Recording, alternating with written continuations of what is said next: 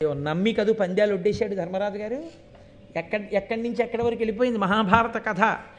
కాబట్టి ఇప్పుడు పందెం వేయి అంది. అనగానే లొంగిపోయింది వినత. అలాగే నేను నీకు దాసినవుతాను, తప్పితే నువ్వు నాకు దాసివవు. నువ్వు చెప్పినట్టు గుర్రం తోక చివర నలుపు ఉన్నదో నేను నీకు దాసిని, తెల్లగా ఉన్నదో నువ్వు నాకు దాసి. ఏమిటి ఆవిడ ధైర్యం? గుర్రం తోక కాదు, గుర్రం అంతా తెల్లగా ఉంది. పద చూద్దాం, దగ్గరికి వెడదాం. కద్రువకి తెలియదా దగ్గరకెడితే తెల్లగా ఉంటుంది గుర్రం అని? ఆవిడ లోపల కుటిలమైన ఆలోచనతో ఉంది. వినతయందు అతిశయమున్నా స్వచ్ఛమైన హృదయంతో. ఆవిడలో కుట్రలు లేవు, కుతంత్రాలు లేవు, అసూయ లేదు. కాకపోతే అతిశయ భావన ఉంది. నేను తెలివైన దాన్ని అనుకుంటూ ఉంటుంది పాపం. ఎప్పుడు నేను మంచి నిర్ణయాలు చేసుకుంటాను అనుకుంటూ ఉంటుంది. అదే బలహీనతగా పట్టుకున్నది అవతల. కాబట్టి ఇప్పుడు కద్రువంది మళ్ళీ వినత ఇప్పుడే వెడదాం అనడానికి వీలు లేని మాట చెప్పి వెనక్కి తీసుకెళ్ళిపోవాలి. భర్తకి సేవ చెయ్యవలసిన సమయం ఆసన్నమైంది. ఎందుకంటే ఇప్పుడు ఆయన అగ్నికార్యం చేయడానికి ఇంటికి వస్తాడు స్నానం చేసి. మన ఇద్దరి కర్తవ్యం పత్నులుగా ఆయనకి కావలసినటువంటి మడినీళ్లు పెట్టడం, సమిధలు అందించడం, అగ్నిహోత్రాన్ని సిద్ధం చేయడం, అవి చేసి పెట్టాలి. మేమిద్దరం పందెం కట్టుకున్నాం, అందుకని గుర్రం తెల్లగా ఉందో నల్లగా ఉందో చూడడానికి వెళ్ళాను. నీ కర్మాన నువ్వు స్నానం చేసి మడి కట్టుకుని అగ్నిహోత్రం చేసుకోని అనకూడదుగా. మనం భర్తని అనువర్తించాలి. కాబట్టి మనం ఇంటికి వెళ్ళిపోదాం. రేపొద్దాం. ఎక్కడికి పోతుంది గుర్రం? ఇక్కడే తిరుగుతుంటుంది అంటే చెప్పాను కదూ, వినత తొందరగా పడిపోతుంది పాపం. ఆవిడంది అలాగే. రేపొద్దాం. ఇంటికి వెళ్ళిపోయింది. ఒక రాత్రి సమయాన్ని ఎందుకు అట్టి పెట్టుకుందో తెలుసా అండి కద్రువ? కేవలము వినతని మోసం చెయ్యడం కోసమే పెట్టుకుంది. కాబట్టి ఇప్పుడు ఆవిడ తన బిడ్డలందరినీ సమావేశపరిచింది ఇంట్లో. ఆవిడ బిడ్డలందరూ పాములు. పాములన్నీ సాధారణంగా నల్లగానే ఉంటాయి. కాబట్టి పాములన్నిటినీ సమావేశపరిచింది. కొడుకుల వంక చూచి ఒక మాట అంది. కద్రువ కొడుకుల కడకేగి ఏను మిమ్మందర వేడెదనన్నలారా, నా పంపు చేయుండు నన్ను రక్షింపుడు, కామచారులకు దుష్కరము కలదే, ఉల్ల తెల్లని తొరగోత్తము వాలంబు నల్ల శశితిరేని నాకు దాసియగు మన వినత, మీరట్లు చెయ్యని నాడు దానికి మరి ఏను దాసినగుదు, జంట పన్నిదంబు నరచితి మిట్లుగా అనిన పాములెల్లా, అనయ మిదియు దల్లి పనిచెనని అధర్మవు సెయంగనగునే, ఎరుకగలరె మగువలెందు. ఆవిడ పిల్లల్ని పిలిచింది. గుర్రం తెల్లగా ఉంది అన్న విషయం నాకు తెలుసు. గుర్రం తోక నల్లగా ఉంది అని పందెం కాశాను వినతతో. పందెం కూడా అటువంటి పందెం, ఇటువంటి పందెం కాదు. నేను ఓడిపోతే వినతకి దాసినైపోతాను. మీరు కొడుకులు, అమ్మని రక్షించాలి.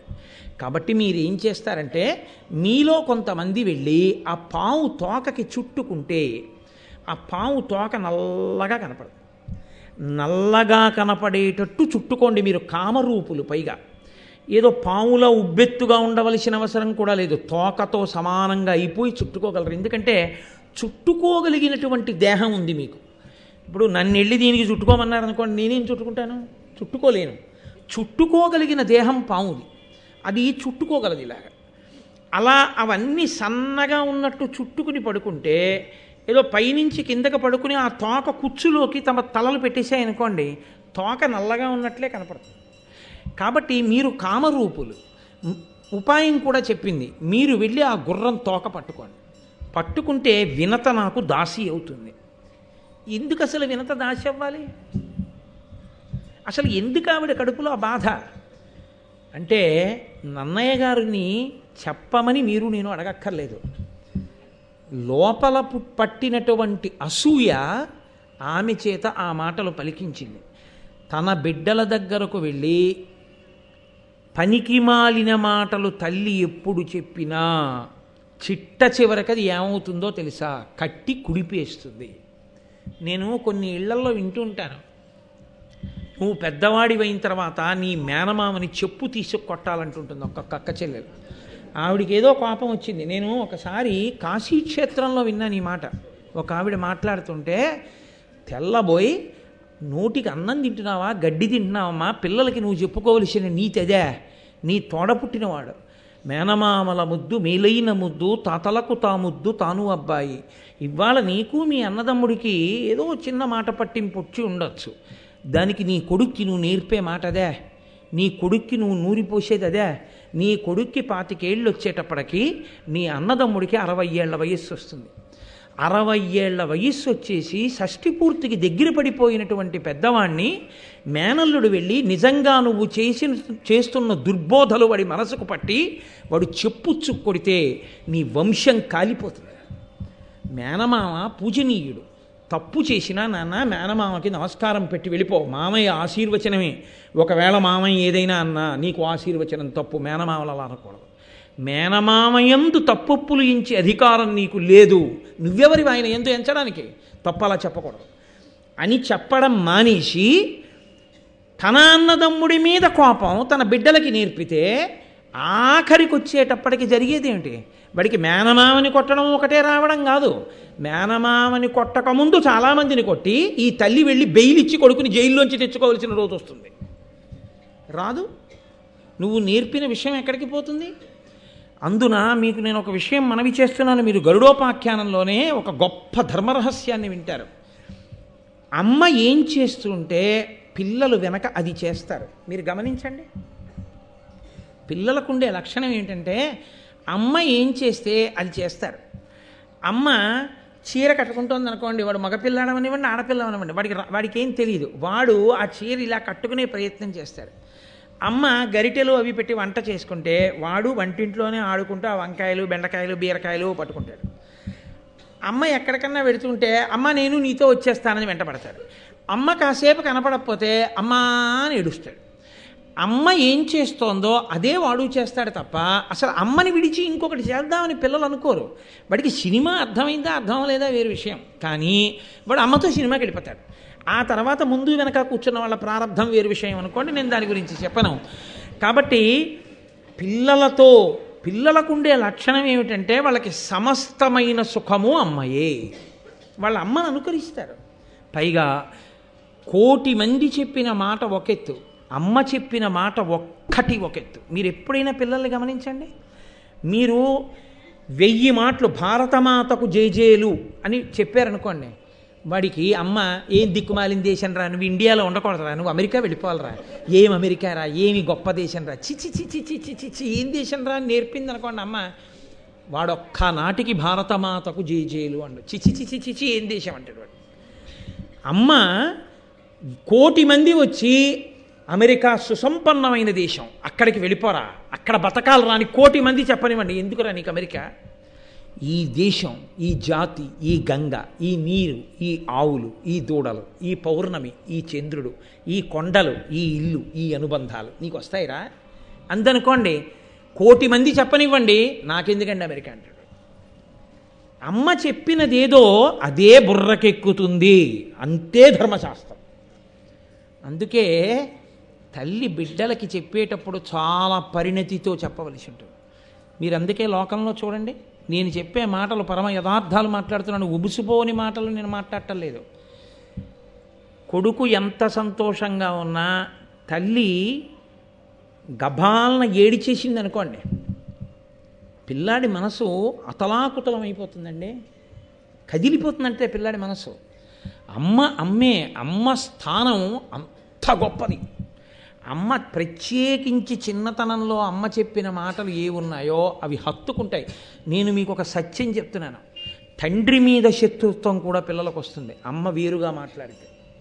మీ నాన్న వల్ల నేను సుఖపడిందే ఉందిరా, మీ నాన్న వల్ల నేను సుఖపడిందే ఉందిరా అని అమ్మ 100 మాటలు అందనుకోండి, నాన్నగారు పనికి మాలినవాడు అన్న భావన కూడా వస్తుంది పిల్లలకి. నేను పరమ యథార్థం చెప్తున్నాను మీకు. గరుడోపాఖ్యానంలో ఈ సత్యాలన్నింటినీ నన్నయ్య గారు ఆవిష్కరిస్తారు. అందుకే అందరికన్నా జాగ్రత్తగా మాట్లాడడం నేర్చుకోవలసింది ఎవరు అంటే తల్లి. తల్లి ఏది పిల్లలతో మాట్లాడుతుందో పిల్లలు అలాగే తయారవుతారు.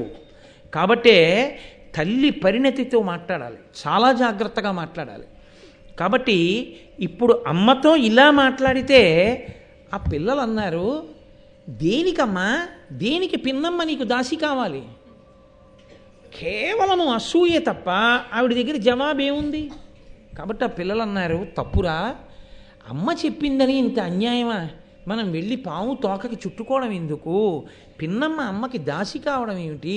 అన్ని వైభోగాలు వదులుకుని అమ్మకి సేవ చేయడం ఏమిటి? తప్పు. ఇలా ఏదో చెప్పింది కదా అని మనం చేసేయకూడదు. అమ్మ తప్పు కదా, అలా చెయ్యొచ్చా అన్నారు. ఆవిడ ఆశలన్నీ ఎవరి మీద పెట్టుకుందంటే, కొడుకుకి ఏదైనా చెప్పినప్పుడు వాడు వెంటనే తిరిగి అమ్మకి ధర్మం చెప్తే అంతే, ఎక్కడ లేని కోపం వస్తుంది. ఆవిడ వెంటనే నేను మన్నింపబడదనుగాక. వ్యగ్రత అన్నది ఎంత ప్రమాదమో తెలుసా అండి? అపారమైన కోపంలో అనరాని మాట నోటి వెంట వచ్చేసింది అనుకోండి, ఆ తర్వాత వచ్చేటటువంటి పరిణామములు భయంకరంగా ఉంటాయి. అయ్యో కోపంలో అనేశానండి అంటే కోపం పోతుందేమో, ఆ వాక్కు యొక్క ప్రభావం పోదు. అందుకే మన వాళ్ళు తిట్టినప్పుడు కూడా మంగళప్రదమైన తిట్టు తిట్టించేవారు తప్ప మంగళప్రదము కాని తిట్టు తిట్టనిచ్చేవారు కాదు. నీ అమ్మ కడుపు మాడా అనేవారు. నీ అమ్మ కడుపు మాడా అన్న తిట్టు ఎందుకు తిట్టేవారో తెలుసా అండి? అదొక్కటే. ఎప్పుడు మా చిన్నతనంలో ఎప్పుడైనా తిడితే పెద్దలు ఆ ఒక్క తిట్టే తిట్టేవారు. నీ అమ్మ కడుపు మాడా అన్న మాటకు అర్థం ఏమిటంటే, నీ అమ్మ కడుపున నీలాగే అనేక మంది బిడ్డలు ప్రసవించి నీ అమ్మ పథ్యం చేసి కడుపు కాలుతున్నా పిల్లలకి పాలిచ్చి అనేక మంది పిల్లలకు తల్లి అయి అందరూ దీర్ఘాయుష్మంతులై నువ్వు మీ పిల్లలు అమ్మ నాన్న సుఖముగా ఉండెదరుగాక ఆశీపూర్వకమైనటువంటి తిట్లే తప్ప తిట్టులో కూడా పొరపాటున కూడా వ్యగ్రతతో వాక్కునందు వ్యగ్రత దుష్పరిణామములకు దారితీసేటట్టుగా నోటి వెంట మాట మాట్లాడడం అన్నది లేదు. మాటల చేత దేవతలు మన్నన చేసి వరంబులిత్తురున్. ఆ మాట వలన దేవతలు మన్నన చేసి వరం ఇస్తారు. నువ్వు చాలా గొప్పగా అభిషేకం చేసి పూజ చేసి తాదాత్మ్యతతో బయటికి వచ్చావు, గభాలన అనేసావో మాట సత్యం అయిపోతుంది అంతే. గభాలన ఒక్కొక్కసారి అన్నమాట నిజమైపోతుంది. అది కట్టి కుడిపిన తర్వాత అయ్యో ఆ రోజునంత కోపం తెచ్చుకోకుండా ఉండవలసింది, ఆ కోపం తెచ్చుకోకుండా ఉండవలసిందని బాధపడితే ఉపయోగం ఉండదు. కోపము అన్నది నోటికి వచ్చేయాలి, కానీ మనసుకి భర్తని అంటున్నానా బిడ్డలను అంటున్నానా ఏమీ ఉండదు.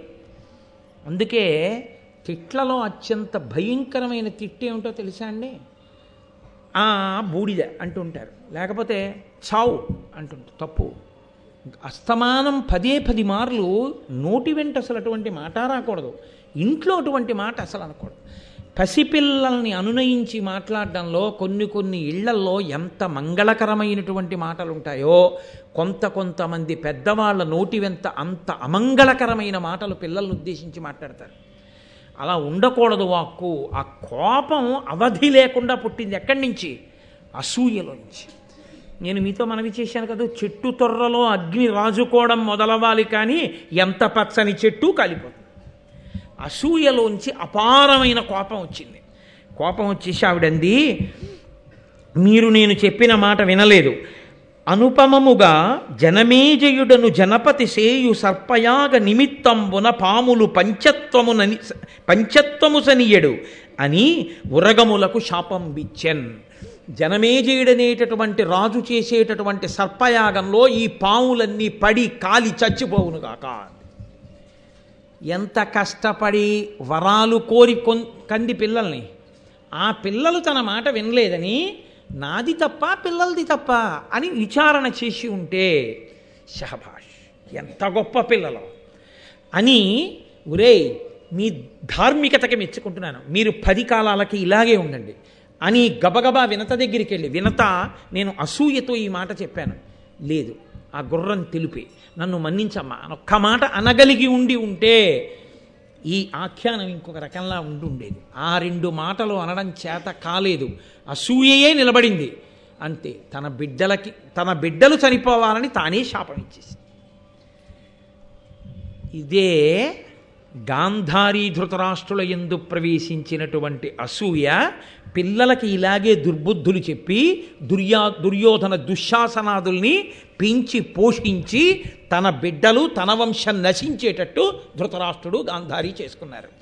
ఆది పర్వంలో మిగిలిన మహాభారతానికి పునాది అని నేను మీకు మనవి చేశాను.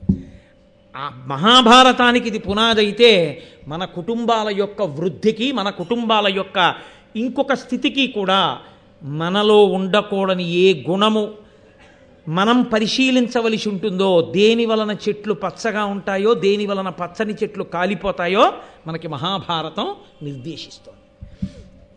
కాబట్టి అంత పెద్ద శాపవాక్యాన్ని విడిచిపెట్టేసింది.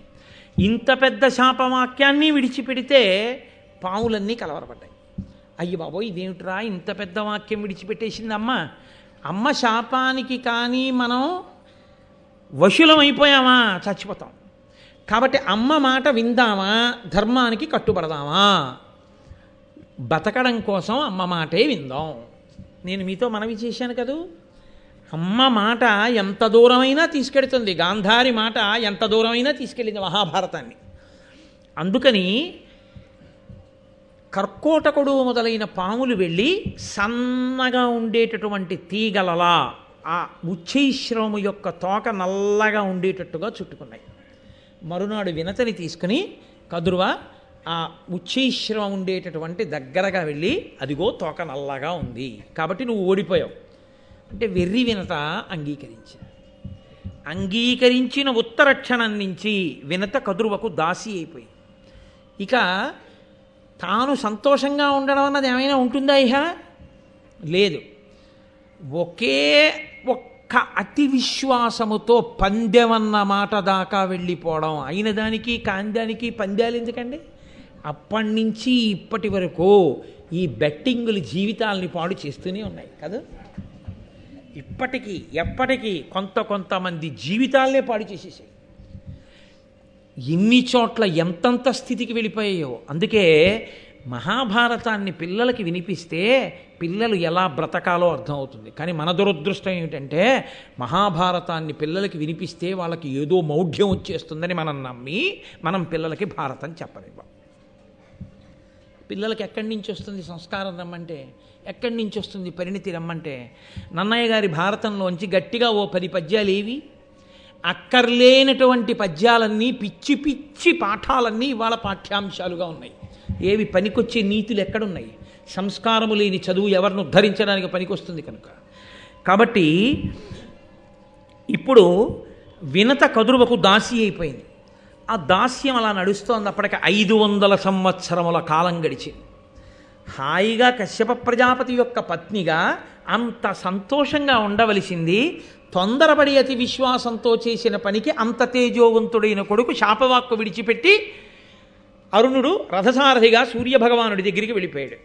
ఇంకొక కొడుకు పుట్టలేదు, ఆ గుడ్డ అలాగే ఉంది. ఆమెకి 1000 మంది పిల్లలు. ఆ పిల్లలు పెరిగి పెద్దవాళ్ళు అవుతున్నారు. దాసి అంటే చేయవలసిందే ఉంటుంది. ఆ 1000 మంది పిల్లలకి స్నానం చేయించండి అనుకోండి, చాలదా?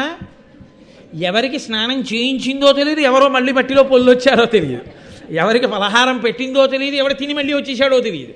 1000 మంది అటెండెన్స్ తీసుకోవడం అంటే మాటలండి. 6 పిల్లలకి స్నానం చేయించడానికి చిన్నతనంలో మా అమ్మగారు ఎంతో వ్యధపడేది. నాకు ఇప్పటికీ గుర్తు.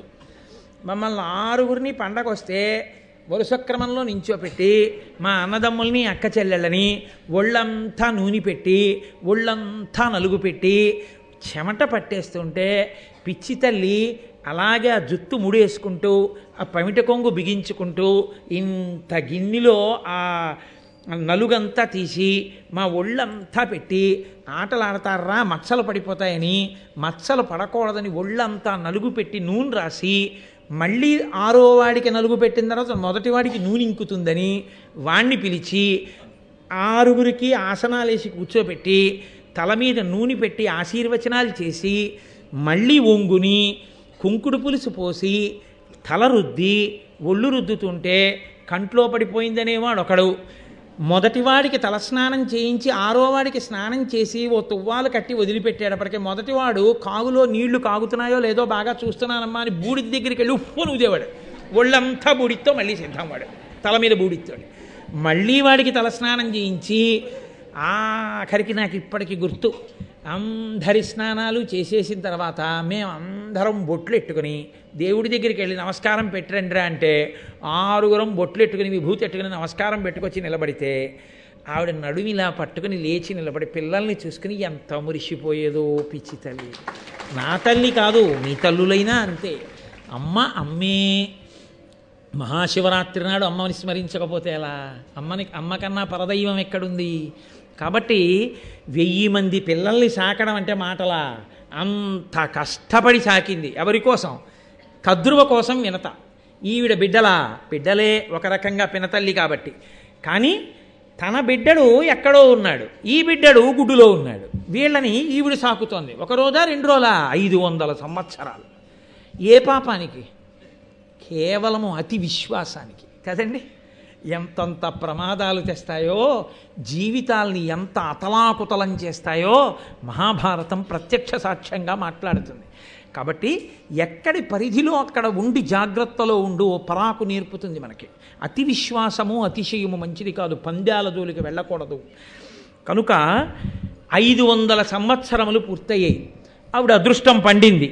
ఆతత పక్షమారుత రయప్రవికంపిత ఘూర్ణితాచల వ్రాత మహర్ణవుండు బలవన్ నిజదేహ సముజ్వల ప్రభాతూత పతంగ తేజుడు తిదుండయి తార్క్షుడు తల్లికిన్ మనప్రీతియునర్చుచున్ నెగసె భీమజవంబున నభ్రవీదికిన్.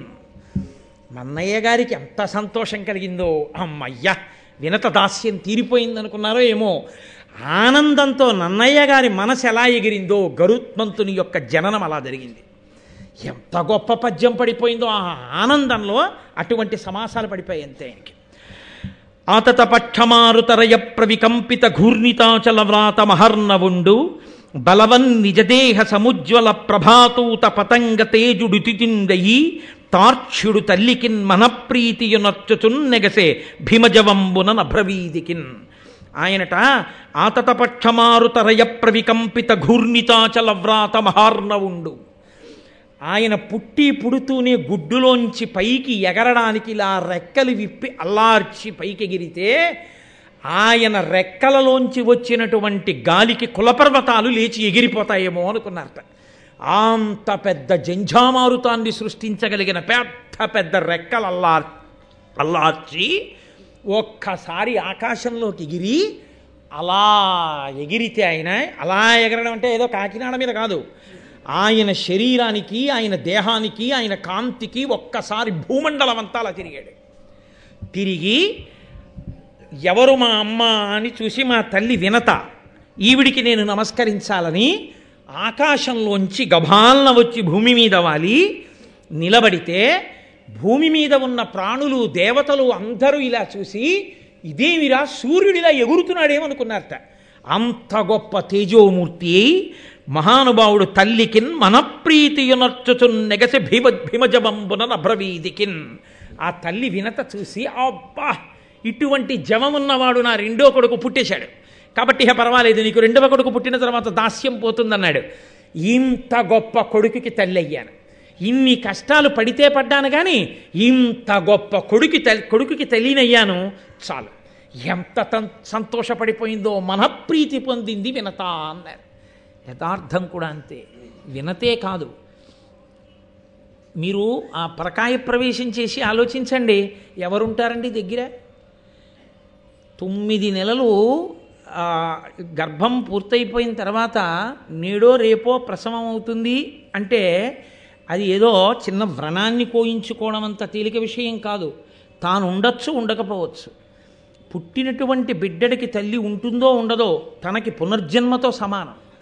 అటువంటప్పుడు తను తెలివితో ఉండి తనకి తాళి కట్టిన భర్త తండ్రి అవుతున్నాడన్న పరమ సంతోషంతో తాను మృత్యు సదృశమైనటువంటి బాధని అనుభవించడానికి సిద్ధపడి ప్రసవ వేదన పొందుతూ అన్ని నిప్పులలో కూడా నేను నా కడుపులో ఇన్నాళ్ళు నివాసం చేసినటువంటి ఆ చిన్ని మొలకని చూసుకుంటానన్న సంతోషంతో ప్రసవ వేదన యందు స్పృహనే తప్పి నిత్తుటి గుడ్డైనటువంటి ఆ చంటి బిడ్డడు పక్కన పడుకుని కుయ్యోమని ఏడిస్తే తెలివి రాగానే కన్ను విప్పి చూసుకున్న ఆ తల్లి అమ్మయ్యా నా బిడ్డ అన్నప్పుడు పొందేటటువంటి ఆనందంలో ఇన్ని సంవత్సరములు పడిన కష్టం ఆవిరైపోతుంది.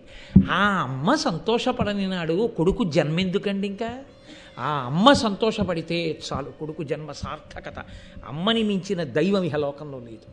కాబట్టి ఆ తల్లి వినత ఎంత సంతోషించిందో లోకంలో ఏ తల్లి అయినా అంతే సంతోషిస్తుంది. అది తల్లికి మాత్రమే ఉన్నటువంటి అదృష్టం. తండ్రి కూడా బయట నిలబడతాడంతే. కంగ్రాచ్యులేషన్స్ అండి, మీరు ఫాదర్ అయ్యారు. అంటే ఫాదర్ అయ్యానంటే to whom, to a male baby or a female baby అని అడిగితే అప్పుడు మీకు మగ పిల్లవాడు పుట్టాడు, అదో పిచ్చి సంతోషం, ఏదో ధరించేస్తారు. ఆడపిల్ల పుట్టింది, ప్రాజ్ఞుడైతే ఒక సంతోషం, కన్యాదానం చేస్తాడు, ఆదిలక్ష్మి పుట్టిందని.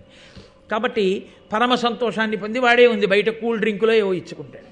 కానీ ఈవిడ పిచ్చి తల్లికి ఎన్ని మెట్లంటే బిడ్డండి చూసుకుని ఒక సంతోషం, వాడిని తడిమి చూసుకుని ఒక సంతోషం, వాడి పుట్టుమచ్చలు చూసుకుని ఒక సంతోషం, వాడి జుత్తు నొక్కులుగా ఉంటే మా ఆయన జుత్తని సంతోషం, చేతులు పొడుగ్గా ఉంటే మా నాన్నగారి చేతులని సంతోషం, కళ్ళు అందంగా ఉంటే నా కళ్ళే వచ్చాయని సంతోషం, బుగ్గలు చూసి మా అమ్మ బుగ్గలని సంతోషం, వేళ్ళు చూసుకుని మా అత్తగారి వేళ్ళని సంతోషం. ఇన్ని పోలికలు పోల్చుకుని ఇంత బాధ మర్చిపోయి అంత సంతోషపడిపోయి ఆ భర్త లోపలికి వచ్చి ఆ పిల్లాన్ని చూసుకుంటున్నప్పుడు భర్త కళ్ళల్లో మెరుపు చూసి తానెంత మురిసిపోతుందో. అందుకు కదండి అసలు ఆడదాని వల్లరా నెలకో వర్షం, వాళ్ళ వల్లరా నువ్వు బతుకుతున్నావు అంది శాస్త్రం. పరమ యథార్థం. నిజంగా అటువంటి ఆడదాన్ని ఖేద పెట్టడం, అటువంటి ఆడదాని మీద పరిహాసం చేయడం ధర్మశాస్త్రంలో లేదు. మన ప్రారబ్ధం కొద్దీ అక్కర్లేని పశ్చిమ దేశాల సంస్కృతిని దిగుమతి చేసుకుని ఇంత హేయమైన రీతిలో ఇవాళ మనం, సరే మిగిలిన విషయాలు నాకెందుకు కానీ పవిత్రమైన మాటలు చాలు. మహాశివరాత్రి పూట ఇతర ఇంకొక కోణం నాకెందుకు. కాబట్టి ఆ మహానుభావుట ఇంతటి తేజోవంతుడై మా నాన్నగారు ఎక్కడా అని అడగలేదుట. ఆయన అంత వేగంగా ఆకాశంలో వెళ్ళిపోతుంటే దారుణ కల్పాంత మరుత్ప్రేరిత హవ్య వహ శిఖల పెళ్లిదియని బృందారకముని బృంద స్తుతి పోరన తానగ్ని సూక్తములతో నెసగెన్. దేవతలు ఋషులు అందరూ అనుకున్నారట, ఓహో ప్రళయకాలం వచ్చేసిందిలా ఉంది, ప్రళయకాలంలో ఉండేటటువంటి అగ్నిహోత్రం వ్యాపిస్తోందన్నమాట అంతటా. అయ్య బాబోయ్ ఎంత తేజోవంతంగా ఉందోనని రక్ష చెయ్యి అని అగ్ని సూక్తములతో అగ్నిహోత్రుడు వ్యాపిస్తున్నాడని అగ్ని సూక్తములతో ప్రార్థన చేశారట. తెలుగు భారతంలో లేదు కానీ అగ్నిహోత్రుడు కనపడి చెప్తాడు, నేను కాదయ్యా గరుత్మంతుడని మహాపురుషుడు ఆవిర్భవించాడు, సుపర్ణుడు, ఆయన రెక్కలతో ఎగురుతున్నాడు, ఆయన నేను కాదని చెప్తే అప్పుడు ఆయన్ని కీర్తించాడు. ఆయనట అంత వేగంతో ఆకాశంలో తిరిగి నా తండ్రి ఎవరనలేదు, మాతృదేవోభవ, మొదటి నమస్కారం తల్లికే. ఆ తల్లి గౌరవం తెలుసున్నవాడికి లోకంలో అన్నిటికన్నా పోయిందని ఏడవవలసిన రోజు ఏదైనా ఉంటే తల్లి పోయిన రోజు ఒకటి. నాకు లేదని ఏడవవలసిన రోజు ఏదైనా ఉంటే నాకు తల్లి లేదని గుర్తొచ్చినప్పుడు మాత్రమే, ఇంకా దేనికి ఏడవక్కర్లేదు. మళ్ళీ అలా ఏడవవలసిన రోజు రాకూడదు పురుషుడి జీవితంలో. మళ్ళీ తల్లి స్థానంలో తల్లి స్థానంగా నిలబడి అనునయించగలిగిన ఏకైక వ్యక్తి పత్ని. ఆమె వెళ్ళిపోయిన నాడిహ పురుషుడంత దరిద్రుడు వేడొకడు లేడు. అందుకే అష్టదరిద్రాల్లో ఒకటిగా చెప్పారు. కాబట్టి ఆయన హరికులిషక్షతి ఎరుగని గురుతర పక్షములతోడి కులగురివోలెన్ గరుడండు గగనగతి ఉరుతర జవమున నరుగు దించి తల్లికి బ్రొక్కెన్. ఇది నన్నయ్య గారు మన జాతికి నేర్పినటువంటి పాఠం. ఆయన ఎటువంటి వాడు? దేవేంద్రుడు విడిచిపెట్టినటువంటి వజ్రాయుధం పర్వతముల యొక్క రెక్కల్ని కోసేసింది ఒకప్పుడు.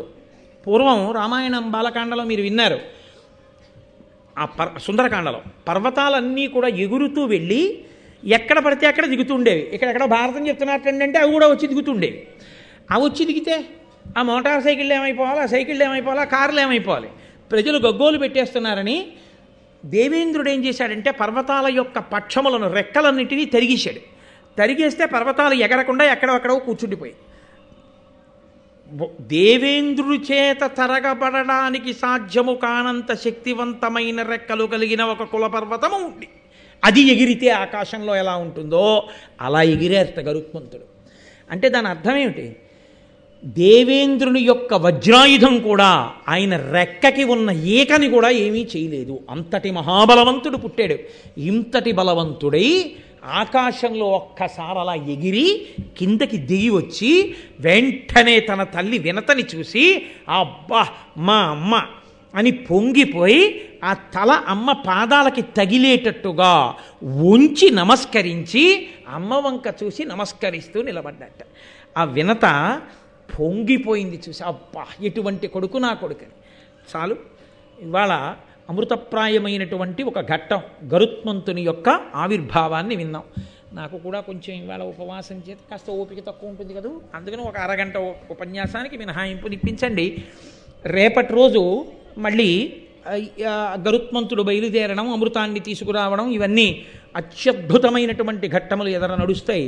నేను వ్యక్తిగతంగా మీతో విజ్ఞాపన చేసేది ఒకటే, మీకు ఏమాత్రం అవకాశం ఉన్నా అమృతాపహరణములు మాత్రం తప్పకుండా వినండి అందరూ.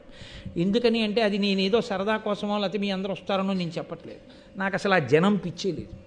ఒక్క కారణానికే చెప్తున్నాను, అమృతాపహరణ ఘట్టము అంత గొప్పది, చాలా చాలా గొప్పది. దానికి నన్నయ్య గారు ఫలశ్రుతి చెప్పారు అంటే ఎంత గొప్పదో చూడండి. మంగళాశాసనపరై మదాచార్య పురోగమై సర్వైశ్చ పూర్వైరాచార్యై సత్కృతాయాస్తు మంగళం. మంగళం కోసలేంద్రాయ మహనీయ గుణాత్మనే చక్రవర్తి తనూజాయ సర్వభౌమాయ మంగళం. ఉమాకాంతాయ కాంతాయ కామితార్థప్రదాయినే శ్రీగిరీశాయ దేవాయ మలినాథాయ మంగళం.